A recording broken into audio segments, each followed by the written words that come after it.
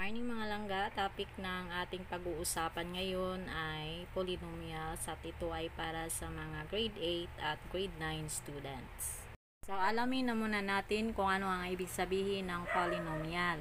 So nahahati ito sa dalawa, ang una, poly. So ang ibig sabihin, many.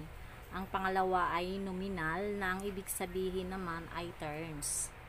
Ang polynomial ay isang expression na binubuo ng variables, constant, and exponents na pinag-combine gamit ang mathematical operation such as addition, subtraction, multiplication, and division. Laging tandaan na sa division hindi gagamitan ng operation ang isang variable.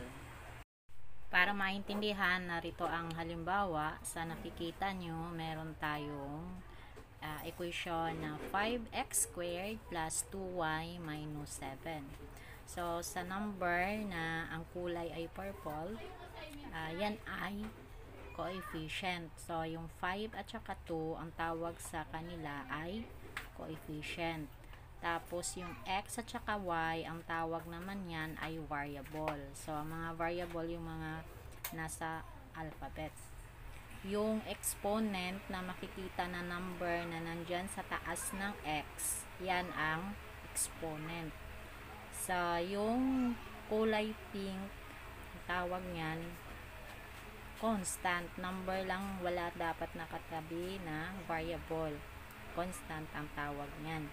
So yung addition at saka subtraction, yan ang operation na ginagamit kapag nag-solve na tayo ng equation. So, yan lamang po. Thank you. Next nating topic ay ang types of polynomial. So, meron tayong monomial, binomial, and trinomial. So, abangan nyo ang next nating topic. Thank you.